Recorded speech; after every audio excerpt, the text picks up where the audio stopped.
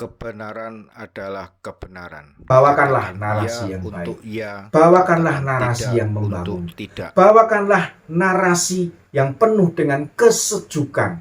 Kita sudah ditunggu. Kapan ini Indonesia meletup, maka ledakan besar akan digaungkan di sini dan hancurlah negeri kita. Rusaklah negeri kita. Hilanglah nyawa sebagian anak bangsa ini. Ada yang menunggu. Berhati-hati. Opi Dantos.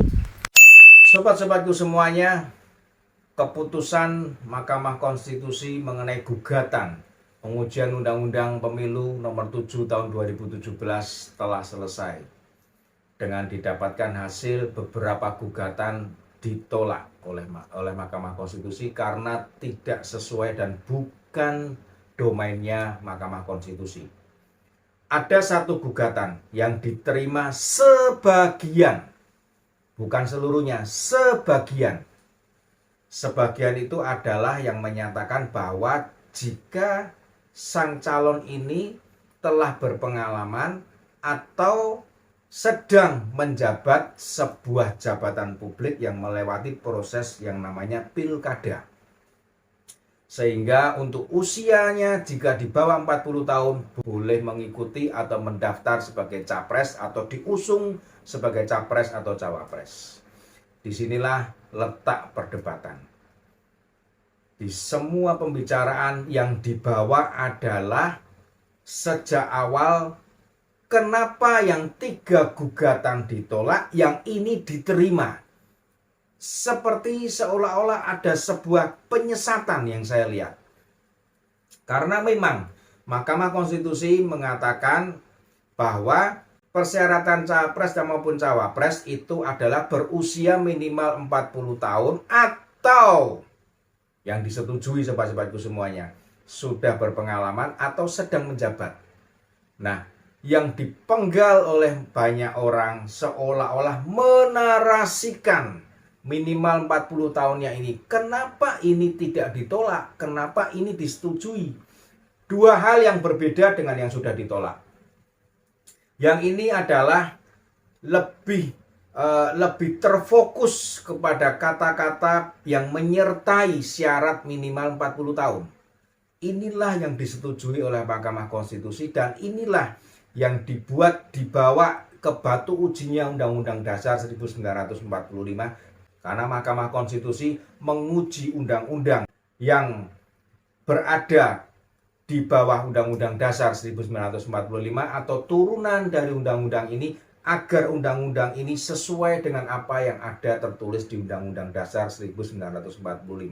Jadi keputusan kemarin menurut saya seharusnya itu sudah sah dan tidak perlu diperdebatkan, apalagi sudah diketok palunya oleh Mahkamah Konstitusi. Mari kita hormati institusi kehakiman di Republik ini. Kenapa bisa jadi menyeleweng? Kenapa bisa menjadi liar? Karena ada beberapa pihak atau sebagian pihak yang berusaha untuk membangkitkan kebencian kepada masyarakat agar masyarakat tertuju pada titik yang salah sehingga menganggap ini tidak benar dan ini melewati sebuah proses yang disetting. Tampaknya seperti itu. Quo vadis NKRI. Begitu keputusan itu menimbulkan perdebatan yang sangat sengit di semua grup WhatsApp maupun medsos. Kemudian timbullah hujatan, kritikan, cemoohan, hinaan kepada Bapak Presiden Joko Widodo dan keluarganya. Sobat-sobatku semuanya, apakah kita sebagai orang Timur yang dikenal menjunjung tinggi etika pantas mengatakan hal yang seperti itu kepada Bapak Presiden yang telah bekerja dengan luar biasa untuk mengangkat kehormatan negara Republik Indonesia, untuk menyelamatkan rakyat dari bencana pandemi COVID-19, untuk membuat rakyat yang tidak berdaya dengan memberikan bantuan-bantuan yang sedemikian banyaknya pada masa itu, yang membangun negara ini, membangun ribuan kilometer jalan, yang membuat puluhan bendungan, semuanya ditujukan untuk kesejahteraan rakyat pada waktunya jika semua sudah selesai dengan baik. Apakah pantas kita mengeluarkan kata-kata seperti itu? Mengatakan Bapak Jokowi pengkhianat, mengatakan muak kepada Bapak Joko Widodo, mengatakan orang yang tidak tahu terima kasih kepada anaknya, katakan anak ingusan, anak yang tidak tahu diri, anak yang sombong. Apakah pantas kita keluarkan kata-kata seperti itu? Cobalah berkaca kepada diri Anda sendiri. Bahkan ada satu di media yang saya dapatkan, seorang ini memaki-maki dengan mengatakan asu menjadi wali kota saja kalau bukan karena bapaknya tidak bisa, ora usah kemaki. Sobat-sobatku semuanya, saya ingin bertanya kepada Anda. Jika karena Gibran menjadi wali kota Solo adalah murni karena Bapak Joko Widodo, coba sekarang Bapak Joko Widodo mencalonkan saya aja. Bawa saya ke Solo, kemudian katakan kepada orang Solo, ini ikut pemilihan pilkada dan ini orang yang saya bawa. Saya kepingin tahu apakah saya bisa menang. Apakah saya bisa menjadi wali kota? Kemudian dikatakan lagi, Bapak Joko Widodo itu tanpa ada PDIP, tanpa ada Ganjar yang mendukung sepenuh hati, Pak Jokowi tidak akan bisa menjadi presiden. Apakah betul Jokowi menjadi presiden hanya karena PDIP? Karena dicalonkan PDIP? Coba sekali lagi.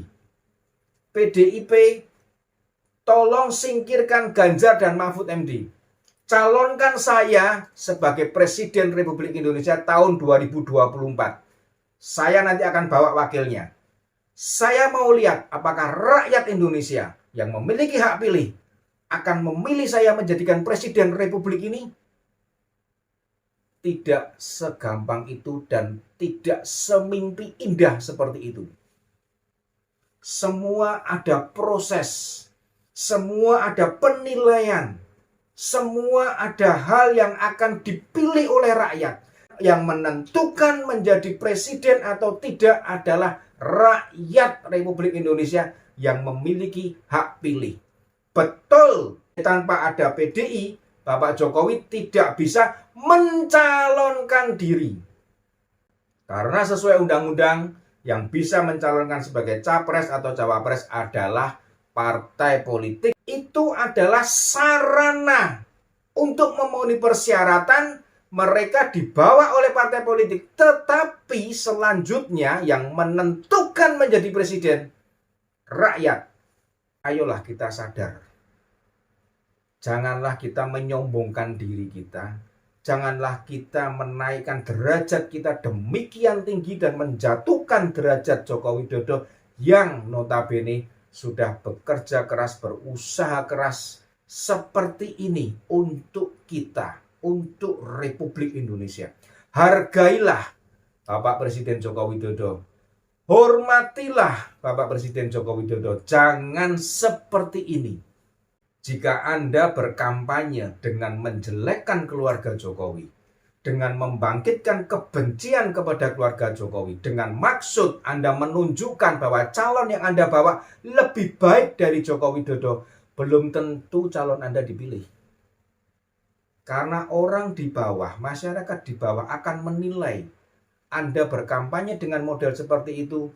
Kami yang di bawah akan berpikir, jangan-jangan nanti yang Anda bawa, yang Anda gaungkan itu memiliki sifat atau karakter atau perbuatan seperti Anda. Menakutkan karena kata-kata Anda sangat menyakitkan, menusuk hati orang. Ingatlah, Anda dan saya masing-masing memiliki pilihan. Dan mari kita membawa kampanye yang santun, membuat suasana aman, nyaman, tenang, damai, sehingga rakyat bisa berpikir dengan baik dan menerima masukan dari Anda sehingga akhirnya memilih calon presiden sesuai dengan apa yang Anda bawakan. Sobat-sobatku semuanya, marilah kita coba untuk maju selangkah. Karena kita sudah maju selangkah kemarin dari masa Orde Baru pada waktu ada 3 partai. Pada saat itu setiap kali kampanye, maka jika bertemu di tengah jalan berbeda pendapat atau berbeda baju, benturan terjadi. Perkelahian terjadi. Siapa yang dirugikan? Partai politik? Tidak. Ketua umum partai politik? Tidak. Pengurus partai politik? Tidak. Yang dirugikan adalah rakyat, baik fisik maupun materi. Apalagi mereka yang terlibat perkelahian, jelas sekali itu dirugikan. Dan masyarakat yang lainnya secara efeknya ikut dirugikan, karena pada masa kampanye banyak toko yang tutup, kegiatan ekonomi berhenti. Ini sudah ditinggalkan beberapa masa yang lalu. Dan apakah kita mau mundur ke belakang lagi? Dengan narasi-narasi yang kita bawakan di media sosial, mencaci maki, menghina, merendahkan, dan orang yang kita rendahkan itu mungkin dihormati oleh banyak orang yang kita tidak sadar mungkin mereka ada di depan kita pada saat kita menjelekkan. Yang terjadi apa? Mungkin akan terjadi benturan, akan terjadi perkelahian, dan akan terjadi yang kita tidak mau, kerusuhan sosial massal. Ujungnya masyarakat yang dirugikan, rakyat yang dirugikan. 9 tahun ini semuanya telah beliau lewati dengan sabar, dengan tenang, bahkan menerima hujatan demi hujatan. Beliau tidak pernah melakukan tindakan menghilangkan orang yang menghujat, menangkap orang yang menghujat, melaporkan orang yang menghujat. Sepertinya belum pernah.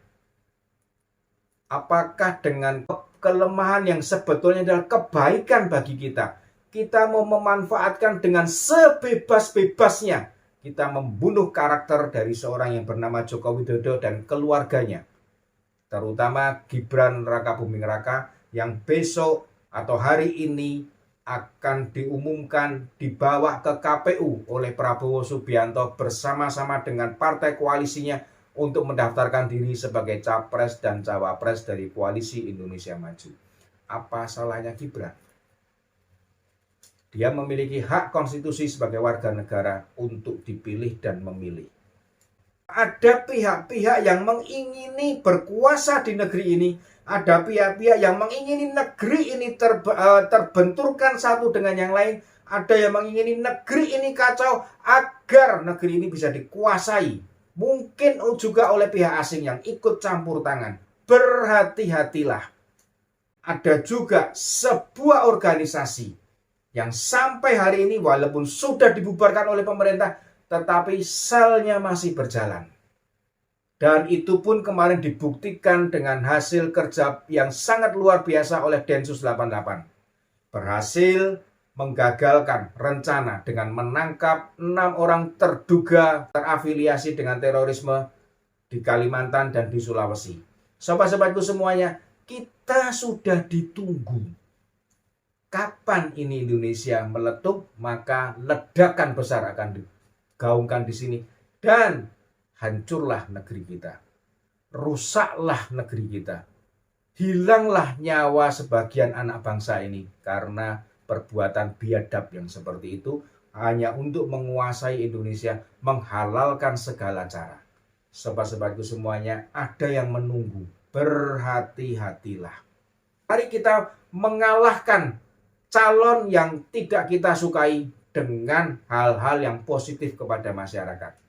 Karena Pilpres dan Pemilu 2024 bukan hanya sekedar pemilu ataupun Pilpres, tetapi itu menentukan bagaimana bangsa kita menemukan seorang putra terbaik untuk memimpin negeri ini, sehingga negara ini akan semakin maju dan maju, sehingga pada waktunya nanti Indonesia akan menjadi negara yang maju dan mampu mensejahterakan rakyatnya. Sobat-sobatku semuanya, marilah santun berkampanye, santun berpolitik, bawakanlah narasi yang baik, bawakanlah narasi yang membangun, bawakanlah narasi yang penuh dengan kesejukan. Sobatku semuanya, seperti video saya yang kemarin, saya ada 3 perumpamaan, yaitu Anda dihadapkan kepada 3 buah roti. roti yang bekas, kedua adalah roti yang baru, dan terakhir adalah roti yang ada di dalam sampah, yang kita ambil dari sampah. Mana yang Anda pilih? Anda pasti memilih roti yang baru. Nah, jika sekarang Anda memilih roti yang baru, tetapi Anda cakar-cakaran, Anda berteriak, Anda berebutan, akhirnya roti yang baru ini akan tercerai-berai ke tanah dan mungkin Anda tidak bisa menikmatinya. Begitu juga dengan roti yang bekas. Jika Anda menuduh roti bekas dan ada pertengkaran baru dan bekas, kemudian cakar-cakaran semuanya hilang, hancur, berantakan di tanah, kedua-duanya tidak bisa dibuktikan manakah roti yang beracun dan manakah roti yang sehat. Yang ada adalah Anda hanya akan menerima roti yang dari sampah, yang sudah dibuang orang, yang jelas tidak sehat, yang jelas tidak baik, yang jelas buruk. Roti ini mau tidak mau harus Anda terima dan Anda nikmati, walaupun itu tidak enak, walaupun itu beracun, harus Anda makan. Karena inilah pilihan Anda yang diakibatkan pertengkaran antara pemilik roti yang baru ataupun pemilik roti yang bekas, bertengkar sendiri-sendiri hingga akhirnya tersisa roti yang dari sampah. Sobat-sobatku semuanya, mari kita menyongsong Pilpres 2024 dengan tenang, aman, dan damai. Karena kita akan menyongsong Indonesia maju, Indonesia emas, dan Indonesia yang mensejahterakan rakyatnya. Salam Obidantos.